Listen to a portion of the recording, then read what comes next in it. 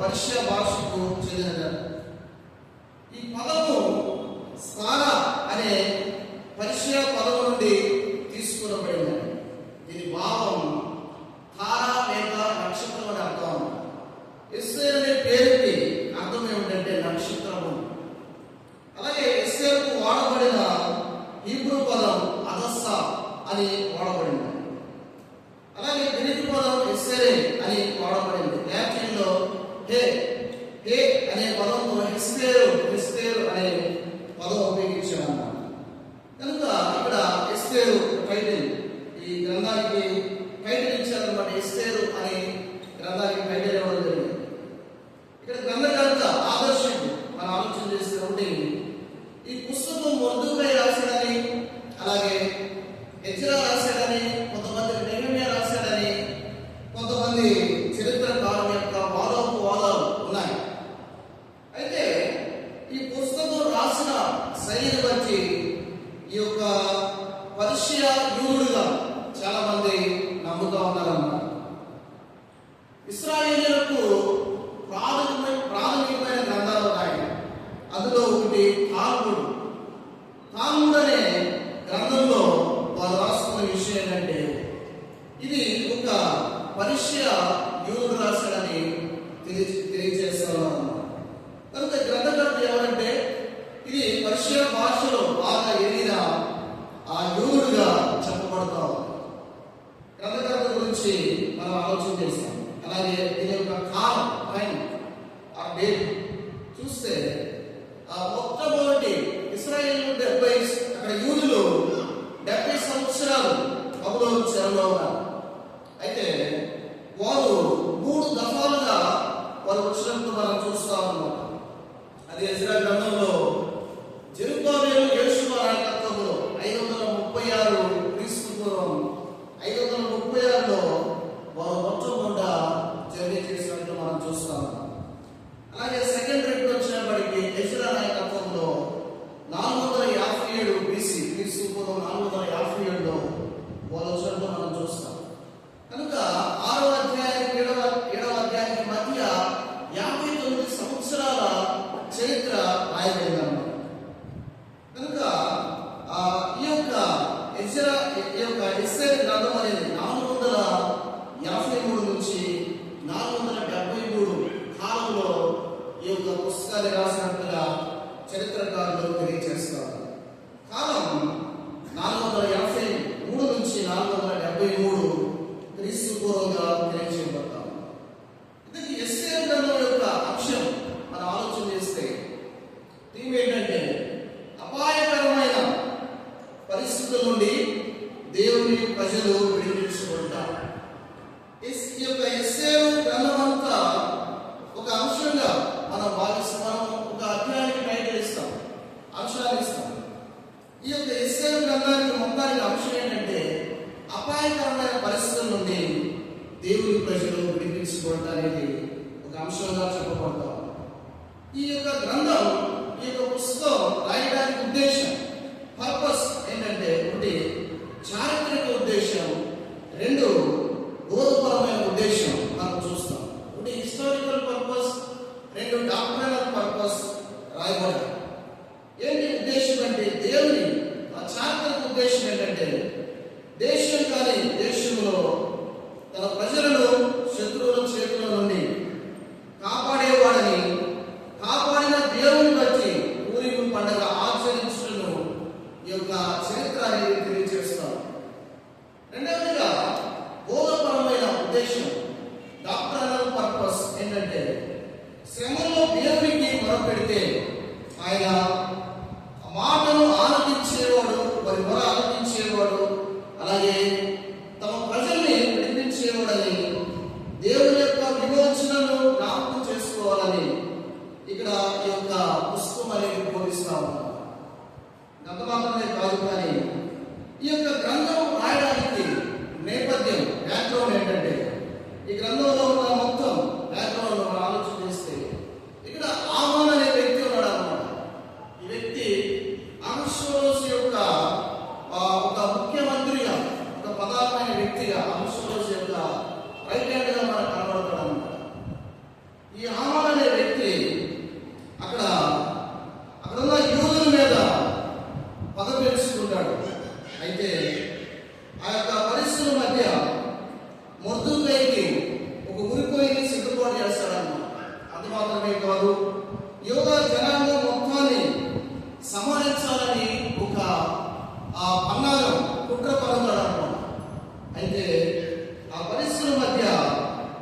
వ్యక్తి యొక్క ఆలోచన విఫలమైపోవడం, ఆ తర్వాత మొర్దుకైని అక్కడ రాజు ప్రశంసించడం, ఆ తర్వాత హామాను ఆ యొక్క ఉరికొయ్య మీద వేలాడదీయబడటం, హామాను యొక్క మరణం మనం చూస్తాం. ఆ తర్వాత ఇశ్రాయేలీయులకు ఏదైతే తాకీదులు మరణ శాసనం వచ్చిందో యూదుల మీదకి, ఆ మరణ శాసనం నుంచి వ్యతిరేకంగా మనకు శాసనం ఏర్పాటు చేయడం, తద్వారా యూదా జనాంగం వారిని వ్యతిరేకించి వారిని కాపాడుకొని పూరిమి పండుగను అర్పించడం, వారు జరిపించుకోవడం, ఇది ఈ యొక్క పుస్తకంలో ఉన్న నేపథ్యం. ఇది తెలియజేస్తాము. కానీ ఈ పుస్తకానికి అవుట్లైన్ మనం ఆలోచన చేస్తే విభజన ఈ యొక్క యెషయా గ్రంథంలో 10 అధ్యాయాలు ఉన్నాయి. ఎన్ని అధ్యాయాలు ఉన్నాయి? 10 అధ్యాయాలు ఉన్నాయి అన్నమాట. కనుక ఈ 10 అధ్యాయాన్ని 3 భాగాలుగా మనం డివిజన్ చేస్తే 1 నుంచి 3 అధ్యాయాలు యూదులపై కుట్ర మనకు కనబడుతుంది.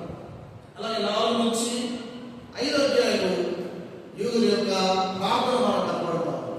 అలాగే 6 నుంచి 10 అధ్యాయాలు యూదుల విడుదల, అలాగే పండుగ మనకు కనబడతాం. అలాగే మనం టైటిల్ మనం ఆలోచన చేస్తే 1 నుంచి మరొక డివిజన్ 1 నుంచి 2వ అధ్యాయం వరకు అహష్వేరోషు విందు, 3 నుంచి 7వ అధ్యాయం వరకు ఎస్తేరు విందు, అలాగే 8 నుంచి 10వ అధ్యాయం వరకు మొర్దుకై విందు.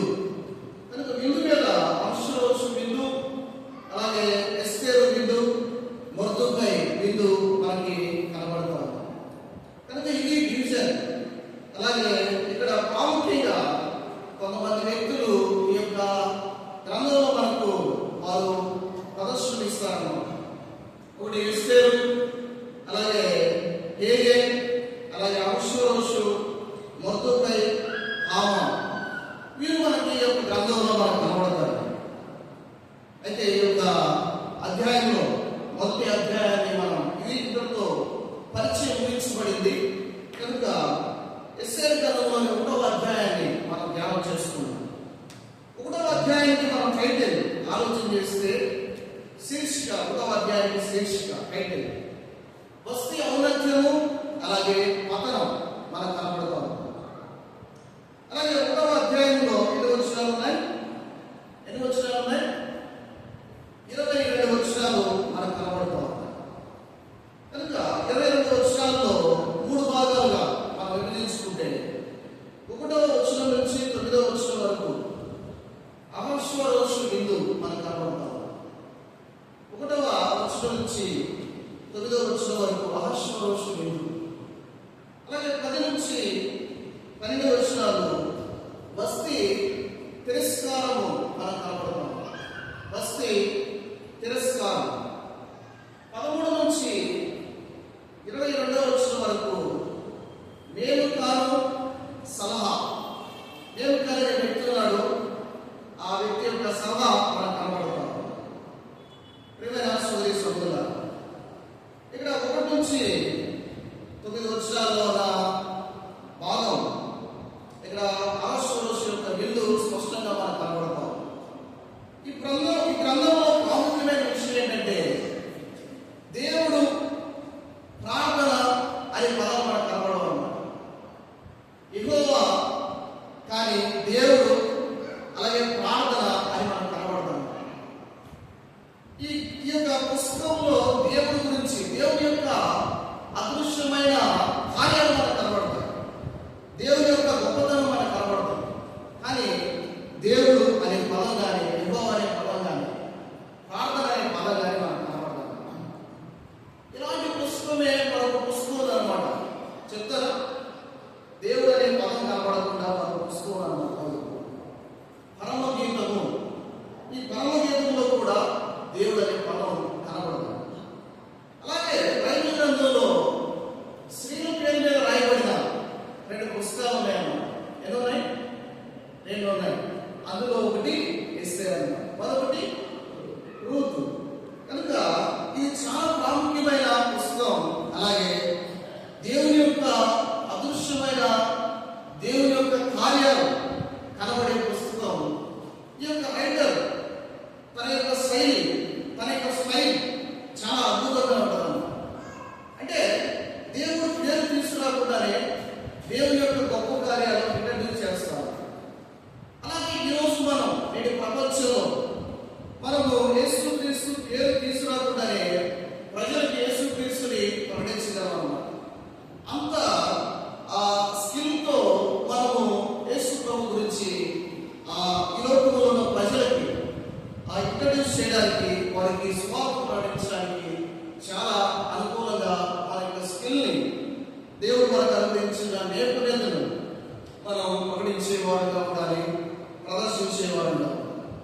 మంచిది చదువుకున్న లేఖనంలో మనం ఆలోచన చేసినప్పుడు అధ్యాయంలో ఇక్కడ 1వ అధ్యాయం 1వ వచనం నుంచి 9వ వచనం వరకు ఇక్కడ ఒక విందు మనకు కనబడుతూ ఉంది.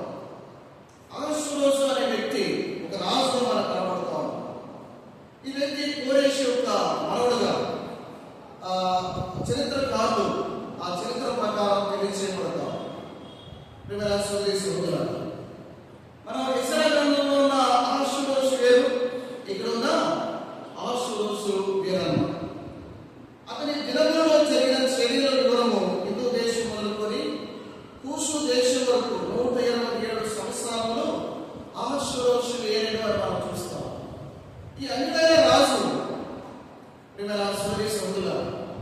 ఈ మాదీయ పారసిక సామ్రాజ్యం ఏర్పడినప్పుడు ఈ మాదీయ పారసికలో ఉన్న రాజు అహష్వేరోషు దాదాపుగా 127 సంవత్సరాలకి అధిపతి అన్నమాట. ఎన్ని సంవత్సరాలు? ఎన్ని? 127 అంటే ఇది బైబిల్ స్టడీ ఆదివారం అయితే ప్రీచింగ్ అనమాట, 1 వే. కానీ బైబిల్ స్టడీ అనేది 2 వే ఉంటుంది అనమాట. నేను ప్రశ్నలు అడుగుతా ఉంటే మీరు సమాధానం చెప్తా ఉంటే అప్పుడు ఇది చక్కగా అర్థవంతంగా మనకి తెలియజేయబడతా ఉంటుంది. ఇక్కడ 127 సంవత్సరాలకు అధిపతి ఎవరు? అహష్వేరోషు. అయితే ఆ కాలంలో రాజులైన అహష్వేరోషు షూషాను కూడా నుండి రాజ్య పరిపాలన చేయించుండగా తన ఏలుబడి యందు 3వ సంవత్సరం, తన 3వ సంవత్సరంలో దాదాపుగా 180 రోజులు విందు చేయించాడు అన్నమాట. ఎన్ని రోజులు? 180 రోజులు. అండి ఎంత గొప్ప రాజు మనకు కనబడుతూ ఉంది. ఇక్కడ 4వ వచనంలో 180 దినములు కనుపరచును ప్రియమైన సోదరీ సోదరులు, అనంతరము అనేక దినములు అనగా 180 దినములు కనపరచడానికి మనం చూస్తాం. ఈ విందు ఎన్ని రోజులంట? 180 రోజులు. మనం ఒక రోజు విందు చేయాలంటే అది కూడా ప్రయాసానికి అనుకుందాం, అది కొంచెం ప్రయాసంతో కూడింది అన్నమాట. కానీ 127 సంవత్సరాలలో అందరినీ పిలిచి విందు చేయించడం అంటే గొప్ప సంగతి. ఎంత తన ఆ ఘనత, తన యొక్క గొప్పతనం మనకు కనబడుతూ ఉంది. నిజంగా 180 రోజులు విందు చేయించారు. అంత మాత్రమే కాదు, కానీ అక్కడ మనకు మాట చెప్పబడింది 5వ వచనంలో ఆ 180 రోజుల తర్వాత మనకు స్పెషల్ విందు మనకు కనబడుతుంది. ఆ దినములు గడిచిన తర్వాత రాజు షూషాను కోటలో ఉన్న అల్పులనేమి గరులనేమి జనులందరికీ రాజు కోటలోని తోట ఆవరణలో 7 దినములు విందు చేయించడానికి మనం చూస్తాం. ఏంటంట? అక్కడ ఉన్న అల్పులకేమి గరులకేమి రాజు కోటలో ఉన్న అందరికీ కూడా ఏం చేస్తా ఉన్నాడు? విందు చేయిస్తూ ఉన్నాడు. ఎన్ని దినాలంట? 7 రోజులని మనం చూస్తాం. మొత్తం ఒక ఆశ్రమంలో ఉన్న ప్రఖ్యాతిగాంచిన అందరినీ పిలిచి దాదాపుగా 180 రోజులు విందు చేయించాడు. ఆ తర్వాత మరొక 7 దినాలు అదుపులకేమి గరులకేమి అందరికీ సమానం, ఎటువంటి తారతమ్యం లేదన్నమాట, ఎటువంటి భేదం లేకుండా అందరినీ పిలిపించి ఒక మంచి విందు చేయించినట్టు మనం చూస్తాం. ప్రియమైన సోదరీ సోదరులు, ఇక్కడ మనకి 5 ప్రత్యేకమైన జ్ఞానేంద్రియాలు, 5 ప్రత్యేకమైన జ్ఞానేంద్రియాలు తృప్తిపరచబడే విధంగా, తృప్తి కలిగే విధంగా విందున్నాము. జ్ఞానేంద్రియాలు మనం చూస్తే కళ్ళు, అలాగే ముక్కు, నోరు, చర్మము, చెవులు, ఈ 5 జ్ఞానేంద్రియాలుగా మనకు కనపడతాం. ఈ 5 జ్ఞానేంద్రియాలకి అక్కడ వచ్చిన వాళ్ళందరూ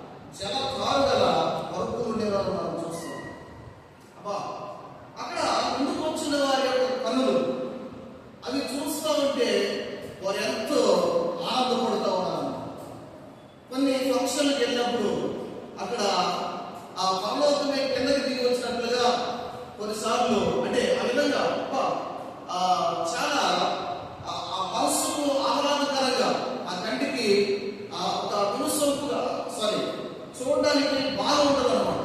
అలాగే ఈ యొక్క ముందు కూడా అక్కడ డెకరేషన్ అనేది చాలా గొప్పగా ఉంది.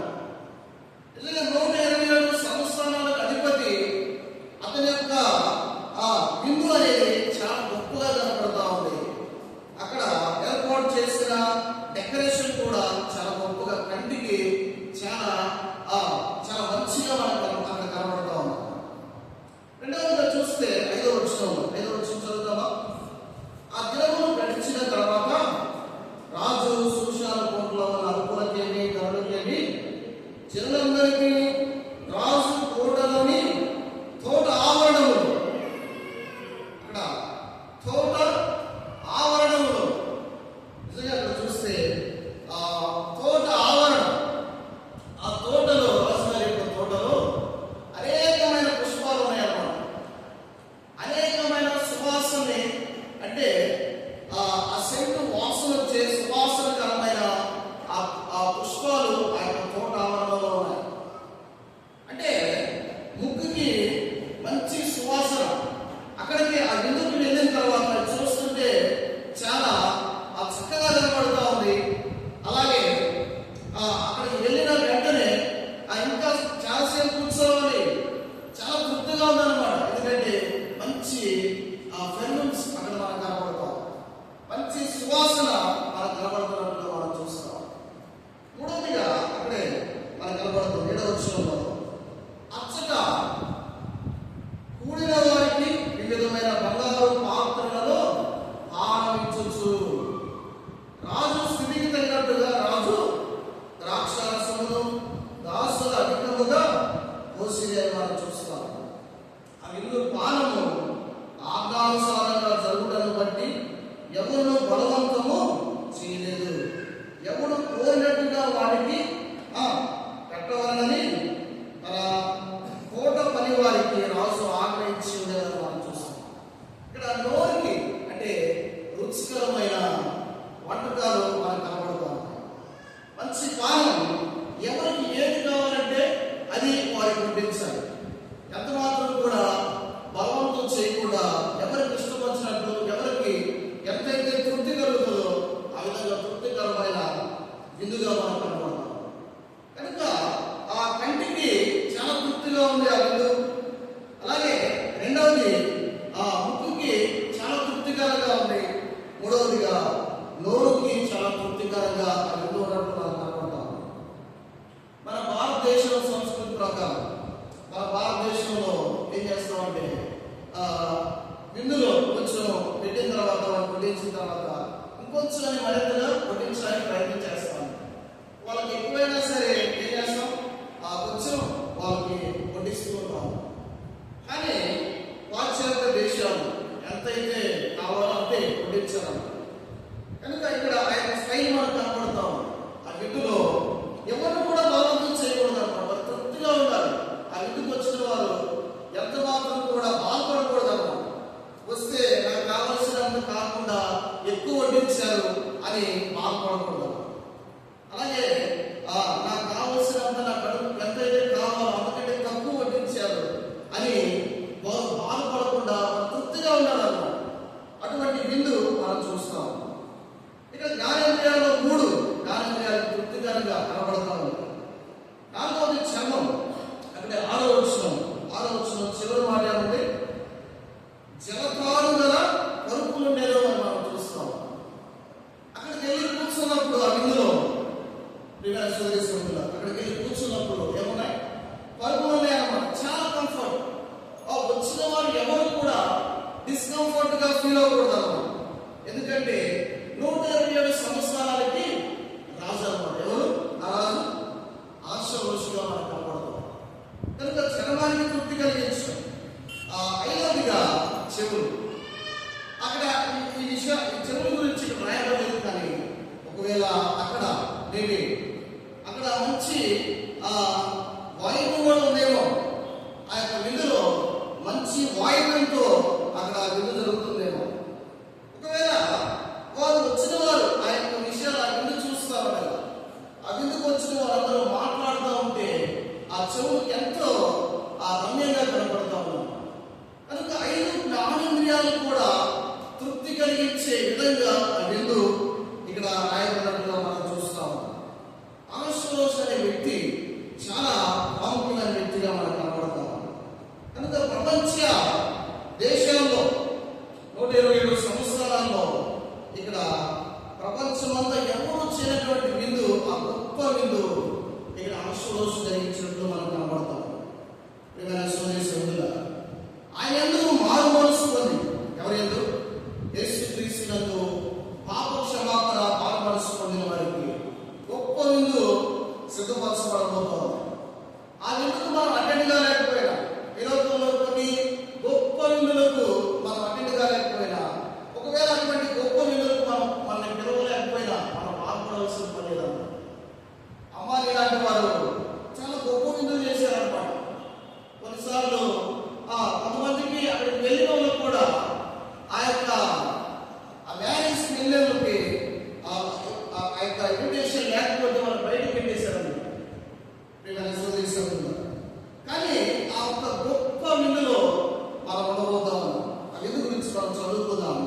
ప్రకటన గ్రంథం 19వ అధ్యాయం 9వ వచనం మనం చదువుకుందాం. ప్రకటన గ్రంథం 19వ అధ్యాయం 9వ వచనంలో, మరియు అతడు నాకు ఇలా చెప్పాను, గొర్రె పిల్ల పెండ్లి విందుకు పిలువబడిన వారు ధన్యులని వ్రాయును, మరియు ఈ మాటలు దేవుని యథార్థమైన మాటలని నాకు చెప్పాను. ఎవరండి? గొర్రె పిల్ల యొక్క పెండ్లి విందుకు పిలువబడిన వారు ఎవరంట? ధన్యులు. ఎంత ధన్యులు అండి, నిజంగా ఆలోచన చేయండి. ఆ గొర్రె పిల్ల యొక్క పెండ్లి విందుకు మనం పిలువబడిన వారు ఎవరైతే క్రీస్తునందు విశ్వాసం ఉంచారో, ఎవరైతే పాప క్షమాపణ పొంది ప్రభు కొరకై ఆయత్తపడుతూ ఉన్నారో వారందరూ ధన్యులని దేవుని వాక్యం సెలవిస్తారు. ఆశ్వరోష్ యొక్క ఆ సంవత్సరంలో అక్కడ 150+7 అప్పటికే చాలా కష్టమైన ఉన్నారు. కానీ మన ప్రభు దగ్గర ఎన్ని రోజులండి విందు? యుగ యుగాలు అనమాట. ఎన్ని రోజుల విందు? యుగ యుగాలు ఎంతో తృప్తి కలిగించే విందు ప్రభు సన్నిధిలో మనకు కనపడబోతాం. ఆయన దగ్గర ఉండబోతా ఉన్నాం. ఆ యొక్క గొప్ప విందులో మనం ఎంజాయ్ చేయబోతా ఉన్నాం. నిజంగా ఎంత గొప్ప భాగ్యం దేవుడు మనకు అందించాడు. నిజంగా ఇక్కడ ఆలోచన చేస్తే ఇక్కడ అందరికీ సమానమైన విందు. ఇక్కడ కొన్నిసార్లు ఆలోచన చేస్తే ఇక్కడ ఆశ్వరోష్ అనే వ్యక్తి సమానంగా చేసినప్పుడు మనం చూస్తాం. కొన్నిసార్లు విందుల్లో మనం తారతమ్యాలు మనకు కనబడతాయి. ఈ భూలోకంలో ఏంటంటే తారతమ్యాలు విందుల్లో మనకు కనబడతాయి. కానీ ఇక్కడ ఆశ్వరోష్ అనే వ్యక్తి ఒక మంచి మాదిరికరమైన విందు చేసినట్టు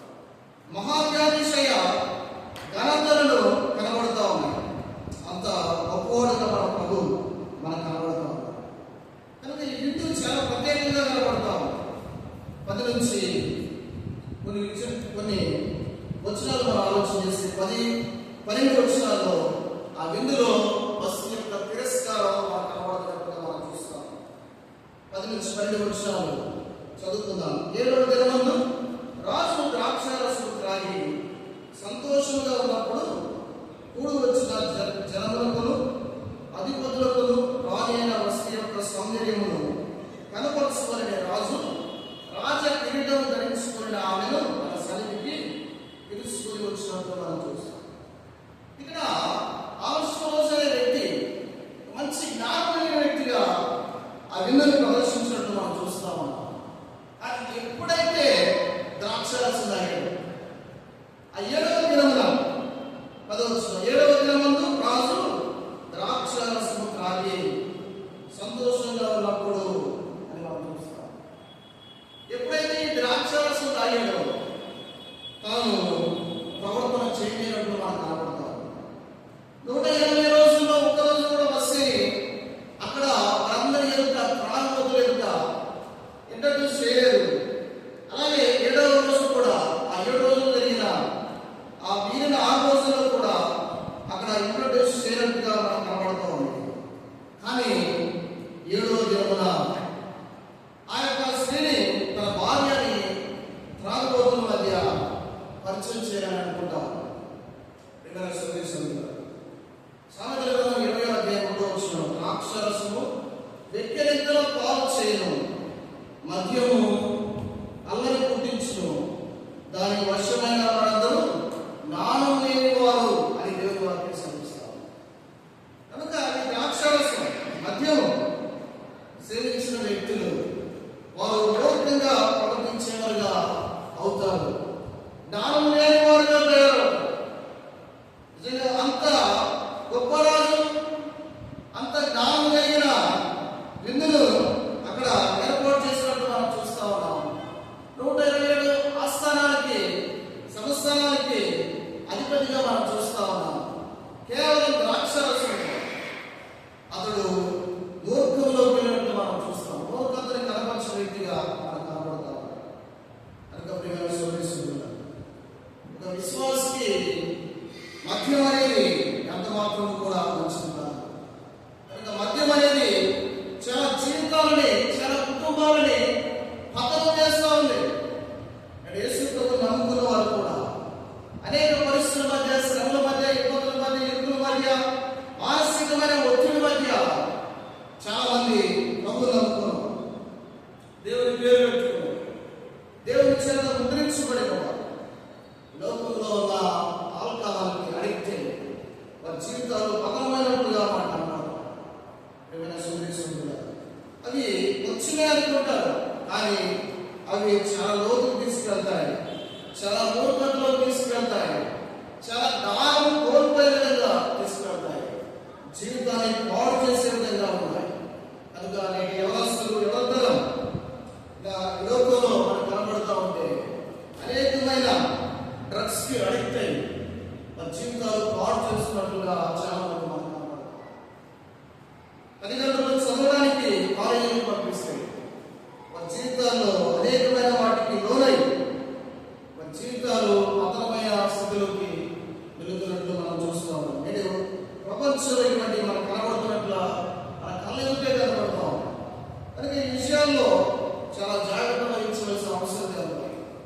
జ్ఞానవంతులు కూడా అజ్ఞానంలో వాడికి ఈ యొక్క దారి తీస్తాయన్నమాట. కనుక ఆ విషయాల్లో మనం జాగ్రత్తగా ఉన్నాం.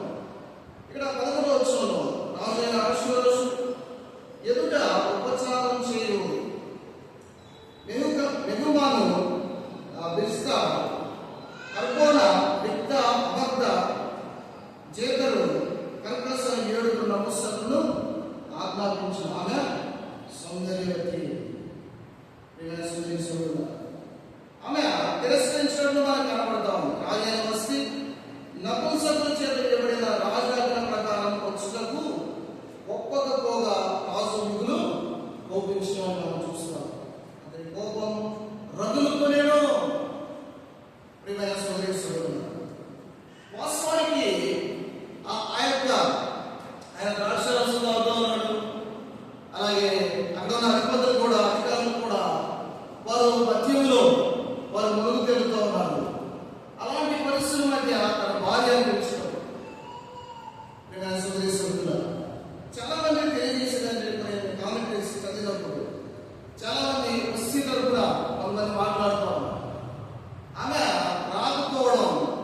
అది గ్రేట్నెస్ అని తెలియజేస్తూ ఉన్నారు. కొంతమంది ఆమె వస్తే ఏమైంది, రాజు ఏమైనా వారందరి ఎదుట అవమానపరుస్తాడా, ఆయన తన భార్యను కనపరచాలని, వారందరి ఎదుట తన భార్యను చూపించాలని కదా అని కొంతమంది తెలియజేస్తారు. ఎట్టుకేలకు వారిద్దరూ చేసింది కూడా మామ్యం. ఆ యొక్క మద్యంలో మునిగేరడం, అలాగే త్రాగుబోతుల మధ్యకి తన భార్యను పిలవడం రాంగ్. అలాగే ఇక్కడ ఆ వస్తీ కూడా తన భర్త మాటని లోపడకుండా అందరి ఎదుట ఏదైనా ఉంటే తర్వాత డిస్కషన్ చేసుకోవాలి. భర్త పిలిచినప్పుడు రాకపోవడం కూడా, అక్కడ వచ్చి తన యొక్క ప్రత్యక్షను కనపరుచుకోవడం కూడా తప్పుగా చాలా మంది కామెంటేటర్స్ తెలియజేస్తారు. కనుక ఇక్కడ కోపం అని వచ్చినట్టు మనం చూస్తాం. ఇక్కడ కోపం అనేది వెళ్తూ ఉంది. ఇక్కడ అతడు ఒక భర్తగా ఆజ్ఞను జారీ చేస్తాం, అధికారపూర్వకంగా ఆమె మీద పెత్తనాన్ని చెలాయించినట్టుగా కనబడుతున్నట్టు మనకి ఇక్కడ సాదృశ్యం మనం కనబడతాం. ఇక్కడ ఆయన అధికారపూర్వకంగా పెత్తనాన్ని చెలాయిస్తాం, ప్రేమపూర్వకంగా రాజు ఆ యొక్క వస్తీని చాలా ప్రేమపూర్వకంగా మర్యాదపూర్వకంగా పెంచినట్లయితే ఆమె ఖచ్చితంగా అంగీకరించేది. చాలా ఖచ్చితంగా ఆమె వచ్చి అక్కడ మన ప్రత్యక్షాన్ని కనపరిచేది. కానీ అతడు తన యొక్క పెత్తనాన్ని, అధికారాన్ని చూపించి తన భార్య యొక్క తిరస్కారానికి గురైన వ్యక్తిగా మనం కనబడతాం. అయితే ఆమె కూడా ఇక్కడ మనం చూస్తాం, తన భర్త మాటకు ధిక్కరించి తిరస్కరించిన స్త్రీగా మనం కనబడతాం. మిగులు కోపగించను. ఇక్కడ ఒక పాఠం ఏంటంటే, మన జీవితాల్లో అప్లికేషన్ ఏంటంటే, మన కుటుంబాల్లో దేవుని వాక్యాన్ని రీతిగా భర్త భార్యను ప్రేమించాలి, భార్య భర్తకు పూర్తి చేయాలి, లోబడాలని దేవుని వాక్యం సెలవిస్తాం.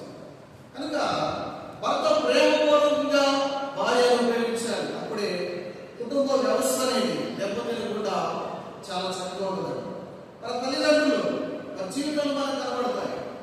అలాగే మన జీవితాలు కూడా ఆ విధంగా ఉన్నప్పుడు మన కుటుంబాలు కట్టబడడానికి చాలా చక్కగా కుటుంబం ప్రశాంతంగా, ఆనందంగా, సంతోషంగా ముందుకు వెళ్ళడానికి ఈ యొక్క ప్రేమ, అలాగే లోబడేతనం, ఈ రెండు మనకు కనబడతాయి. వారిద్దరూ వాస్తవానికి డిస్కషన్ చేయాలి కూర్చొని. మన జీవితాల్లో కూడా ఏదైనా సమస్య వచ్చినప్పుడు, ఏదైనా పరిస్థితుల్లో చాలా భిన్నంగా ఉన్నప్పుడు కుటుంబంలో కూర్చొని ఆలోచన చేసి ప్రభు సన్నిధిలో, ప్రభు దగ్గర ప్రార్థన చేసి వాటిని డిస్కషన్ చేసే విధంగా, ఆ యొక్క తప్పులు సరిదిద్దుకునే విధంగా మనం ఉండాలి. కానీ ఇక్కడ అవసరం ఏం చేస్తూ ఉన్నాడు, రగిలిపోతూ ఉన్నాడు అన్నమాట. రగిలిపోయి భార్యను తీసుకొచ్చి అందరి ఎదుట కొట్లాటలు పెట్టుకోలేదు, తనలేదు అన్నమాట. అయితే ఆ వ్యక్తి రాజు కాబట్టి ఏం చేస్తా ఉన్నాడంటే, చాలా కోపంగా ఉన్నాడు, కోపంతో రగిలిపోతూ ఉన్నాడు. అయితే ఆ సమస్య వారిద్దరూ పరిష్కరించుకున్నట్టే చాలా బాగుండేది. కానీ వారు పరిష్కరించుకోలేకపోయారు. పరిష్కరించుకోకుండా ఎవరైనా తీసుకెళ్ళాడు, అక్కడ రాజధర్మము చెప్పే వారి దగ్గరికి ఆ కుటుంబ సమస్యను తీసుకెళ్ళాడు. అక్కడ 13వ వచనంలో విధిని రాజ్య ధర్మంలో ఎదిగిన వారందరి చేత రాజు ప్రతి సంగతి పరిష్కరించుకున్నవాడు కనుక అతడు కాలగ్రామంలో చూచి రామైన వస్తీ రాజైన అహష్వేరోషును నేను నపుంసకుల చేత ఇచ్చిన ఆజ్ఞ ప్రకారం చేయకపోయిన ఆమెకు విధిని వచ్చి చేయవలసింది ఏమని వారిని అడిగేవారు మనం చూస్తాం.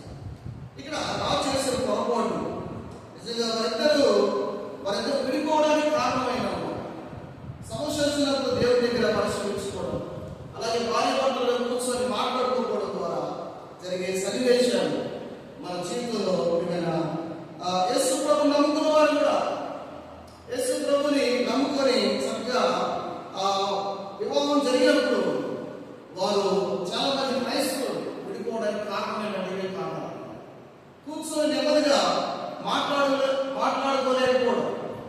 రెండవదిగా ఆ ఇద్దరి మధ్య ఈగో అన్నమాట, భార్య భర్తల మధ్య. దానికి కారణం వారు డైవర్స్ అవడానికి కారణం. అంటే ఒకరి మధ్య ఒకరికి తగ్గింపు లేదు. ఇక్కడ రాజు తగ్గట్లేదు, రాణి కూడా తగ్గట్లేదు. అందువల్ల ఇద్దరు తగ్గకపోవడం ద్వారా చాలా నష్టాలు తీసుకొచ్చినట్టు మనం చూస్తాం. కనుక కుటుంబంలో భార్య భర్తల మధ్య తగ్గింపు, భార్య భర్తల మధ్య భర్త చక్కగా భార్యను ప్రేమించాలి. అది ప్రేమతో, మంచి ప్రేమతో కూడిన అధికారం, ప్రేమతో కూడిన పెత్తనం అనేది భార్య ఉండడం. కానీ ఎంత మాత్రం కూడా నేను పెద్ద గొప్పోడు అన్నట్టుగా ప్రవర్తించడానికి లేదు. అంత మాత్రమే కాదు, కానీ భార్య కూడా చక్కగా ప్రేమతో కూడిన లోబడే కాలం ఉండాలి. అంతేకాని నేను కూడా గొప్పదాన్ని అని ఆలోచన చేసుకుంటే కుటుంబాలు విడిపోవడమే కానీ కట్టుకోవడం ఉండాలి. అంటే దేవుని వాక్యం ప్రకారం మనం కుటుంబాలు కట్టుకునేవారు కావాలి. అయితే ఇక్కడ ఆ మూడో వ్యక్తి థర్డ్ పార్టీ దగ్గర తీసుకెళ్లారు అన్నమాట సమస్య. ఇక్కడ క్రైస్తవులు కూడా థర్డ్ పార్టీ దగ్గరికి వెళ్ళి సమస్యల్ని మరి పరిష్కారం చేసుకోలేకపోతాం. థర్డ్ పార్టీ దగ్గరికి తీసుకెళ్ళినప్పుడు 10వ వచనంలో అక్కడే 16వ వచనం చదువుతున్నాం. ఒక 7 మనకు కనబడుతూ ఉన్నారు ప్రధానులు. ఆ 7 దగ్గర తీసుకెళ్లారు. కానీ థర్డ్ పార్టీ వ్యక్తి, ఒక వ్యక్తి మనకు కనబడుతూ ఉన్నాడు, అధికారి. 16వ వచనం నుంచి 22వ వచనం వరకు వారు కొన్ని విషయాలు తెలియజేస్తూ ఉన్నారు. 16వ వచనం నుంచి 22వ వచనం వరకు నేముకాలం సలహా ఇక్కడ మనకు కనబడతాం. నేముకాలం రాజు ఎదుటను ప్రధానుల ఎదుటను రాను ప్రత్యుత్తరం ఇచ్చెను. రాణి అయిన బస్తి రాజు ఎదుట మాత్రము కాదు, రాజైన అహష్వేరోషు యొక్క సకల సంస్థానంలో నుండి అధిపతులందరి ఎడల జనులందరి ఎడలను నేరస్తురాలాయను. ఇక్కడ వ్యక్తులు ఆమెను నేరస్తురాలుగా అక్కడ ప్రదర్శిస్తున్నట్టు మనకు కనబడతాం. ఎందుకు నేరస్తురాలుగా వారు పరిగణిస్తున్నారంటే 17వ వచనం చివరి మాట చదువుకుందాం. సంగతి అక్కడ ఆమె రాలేదన్న సంగతి బయలుపడగానే స్త్రీలందరూ దాన్ని విని ముఖము ఎదుటనే తమ పురుషులను తిరస్కారం చేయదు. రాజా, నీ భార్య ఈ విధంగా తిరస్కారం చేసింది కదా, ఇప్పుడు ఈ 127 సంవత్సరాలలో అధికారంలో భార్య కూడా ఆ రాజు యొక్క భార్య వస్తే తిరస్కారం చేసింది కనుక నువ్వెంత అని తిరస్కారం చేయడానికి అవకాశం ఉండదని ఆ వేడుకను ఆ వ్యక్తి ఇక్కడ సలహాయిస్తా ఉన్నాడు. ఈ వ్యక్తి రాజు యొక్క తప్పుని పరిగణలోకి తీసుకోవట్లేదన్నమాట. అందుకే థర్డ్ పార్టీ దగ్గరికి వెళ్తే సమస్యలు ఎక్కువ అన్నమాట. ఆ కుటుంబ సమస్యలు మనమే తీసుకునే వారిలో అది ఇంకా విడిపోయేలాగా వస్తే, అది తెగిపోయేలాగా వస్తే అప్పుడు థర్డ్ పార్టీ దగ్గరికి తీసుకెళ్ళాలి. కానీ ఈలోపు ఆ సమస్యలు మనమే పరిష్కరించుకునేవాళ్ళం. అప్పుడు కుటుంబ వ్యవస్థ అనేది చాలా కఠినంగా ఉంటుంది అన్నమాట. నేను కుటుంబ వ్యవస్థ గురించి మాట్లాడే కాదు, పెద్దవారు మాట్లాడేటువంటి కొన్ని విషయాలు, నాకు ఆధ్యాత్మిక జీవితాలు కొన్ని విషయాలు మీకు తెలియజేస్తాను. అయితే ఇక్కడ ఆ సంగతి బయలుపడగానే స్త్రీలందరూ దాన్ని విని ముక్కు ఎదుటనే తమ పురుషులను తిరస్కారం చేయదు. అంత మాత్రమే కాదు, కానీ మధ్యలో వచ్చాము దీని వలన, చివరి మాట, దీని వలన బహు తిరస్కారమును కోపమును పుట్టును అని మనం చూస్తాం. ఇక్కడ దీని వలన తిరస్కారం కోపం కూడా పుడుతుందని మాట్లాడుతా ఉన్నాం. రాణి పలికినట్టు ఈ దినములు రాజు యొక్క అధిపతులందరితో పలుకుదురు. కనుక ఈ 127 సంవత్సరాలు మిగిలిన రాణులు కూడా పలుకుతారని తెలియజేస్తా ఉన్నారు. 19వ వచనం చివరి మాట అక్కడే న్యాయము చొప్పున నియమింపవలెను, మరియు వస్తీ కంటే యోగ్యురాలిని రాణినిగా తాము చేయవలెను. ఆ తాడుబాటి దగ్గరికి వెళ్ళే వారికి ఏమైంది? వాళ్ళిద్దరు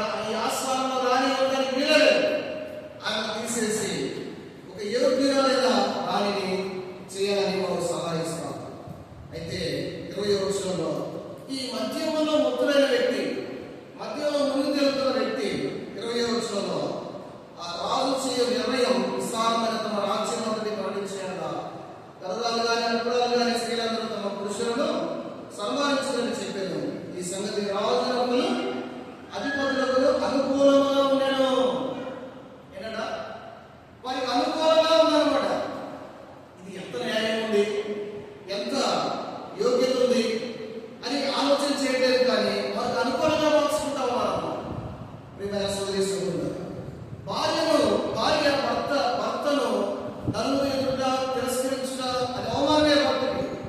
కానీ ఇక్కడ ఆమెను వదిలివేయడానికి ఎంత మాత్రం కూడా విడనాడడానికి అవకాశం లేదు.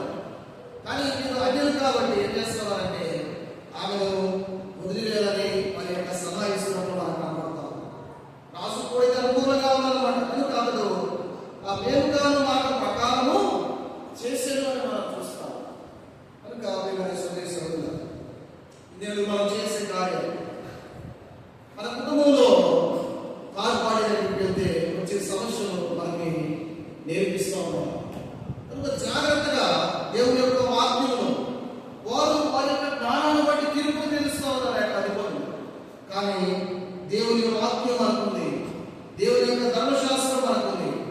దేవుని యొక్క వాక్య పరిధిలో మన కుటుంబాలు కట్టుకునేవారుగా ఉండాలి. దేవుని యొక్క వాక్య పరిధిలో మన యొక్క కుటుంబాన్ని చక్కగా డిజైన్ చేసుకునేవారు. అప్పుడు ఎటువంటి సమస్యలకు దారి తీయకుండా అంత మాత్రమే కాదు. 22వ వచనంలో 21 మాట మాట్లాడకూడదు. 22వ వచనంలో ప్రతి పురుషుడు తన ఇంటిలో అధికారిగా ఉండవలెను, ప్రతి పురుషుడు తన స్వభాషను అనుసరించి తన ఇంటి వారితో మాట్లాడవలెను ఆగ్రహించి, ప్రతి సంస్కారములను దాని వ్రాత ప్రకారం కాదు, ప్రతి జనములకు దాని భాష ప్రకారం కాదు, రాజు తన సకలమైన సంస్కారములను దాని కూర్చున్న తాకీదులు పంపించడం మనం చూస్తున్నాం. ఇక్కడ కుటుంబం మీద అధికారి అంటే ప్రియమైన సోదరులారా, ఇక్కడ అధికారిగా ఉండాలి ప్రతి పురుషుడు అని రాస్తాం.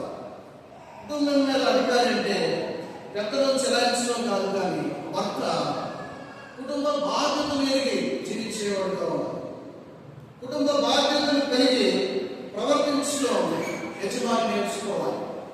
అది మాత్రమే కాదు, కానీ ఇక్కడ పురుషుని భాష మాత్రమే వాడబడాలి, మాట్లాడాలని తగిన కూడా తీసుకొస్తాం. అంటే ఎగ్జాంపుల్గా ఒకవేళ ఆ పురుషుడు తమిళ మాట్లాడుతున్నాడు అనుకో, భార్య తెలుగు అనుకో, అక్కడ ఏం మాట్లాడాలి? వీళ్ళ శాస్త్రం ప్రకారం తమిళే మాట్లాడాలన్నమాట. తెలుగు మాట్లాడడానికి వీలేదు. కానీ మన యొక్క బైబిల్ వ్యవస్థ ప్రకారం అన్ని భాషలు నేర్చుకోవాలి. ఆ కుటుంబంలో తమిళం, కన్నడ, తెలుగు, ఇంగ్లీషు ఇవి మాట్లాడే వాళ్ళు ఉంటే అన్ని భాషలు నేర్చుకొని కుటుంబంలో చక్కగా వెళ్ళేవారు. కానీ ఈ యొక్క శాస్త్రం అనేది చాలా భయంకరంగా మనకు కనపడతా ఉంటాం. కానీ దేవుని వాక్యం గొప్పది. అయితే కుటుంబ యజమాని చక్కగా ఆ యొక్క కుటుంబ బాధ్యతలు వహించాలి. స్త్రీ వర్తించవలసిన బాధ్యత, భార్య వర్తించవలసిన బాధ్యత చక్కగా భార్య పాటించేవారుగా. అప్పుడే ఆ కుటుంబ వ్యవస్థ అనేది చక్కగా ఉండడానికి కారణం. ఇక్కడ మనకు చిన్న అన్వయం ఏంటంటే ప్రేమ ఉండాలి. అలాగే ఎన్ని భాషలు ఉంటే అన్ని భాషలు నేర్చుకోవాలి. మన కుటుంబంలో జ్ఞానంతో కట్టుకోవాలి, కుటుంబాలు ప్రేమతో కట్టుకోవాలి. అలాగే అహంకారములకు చోటిక దైవిక జ్ఞానంతో కుటుంబాన్ని కట్టుకోవాలని ఇక్కడ మనం తెలియజేస్తాం. హిందూ వినోదాలు ఇక్కడ గొప్ప నిత్యానికి దారి తీసినట్టుగా మనం కనబడతాం. విందు చేసుకోవడం తప్పులేదు, ఆ వినోదం చేసుకోవడం తప్పులేదు, కానీ అవి చాలా లిమిట్గా ఉండాలి. సెల్ఫ్ కంట్రోల్లో అవి జరగాలి. ఆధ్యాత్మిక ఆ పరిజ్ఞానం చొప్పున అవి జరగాలి. లేకపోతే అవి చాలా ఆనందాలకు ప్రార్థిస్తున్నట్టుగా మనం కనబడతాం. ఇక్కడ విందు బాగుంది, ప్రారంభం బాగుంది, విందు బాగుంది, కానీ ఆ విందు విడాకులకు దారితీసిందన్నమాట. దేని దారితీసింది? విడాకులకు దారితీసినట్టుగా మనం కనబడతాం. విందు వినోదాల కంటే విడనాడకుండా జీవించడం మేలని చిన్న మాట మనకి తెలియజేస్తాం. కనుక ప్రియమైన సోదరులారా, విధంగా చక్కగా దేవుడి కొరకై చక్కగా గొప్ప విందులో మనం పాల్గొనబోతా ఉన్నాం. అలాగే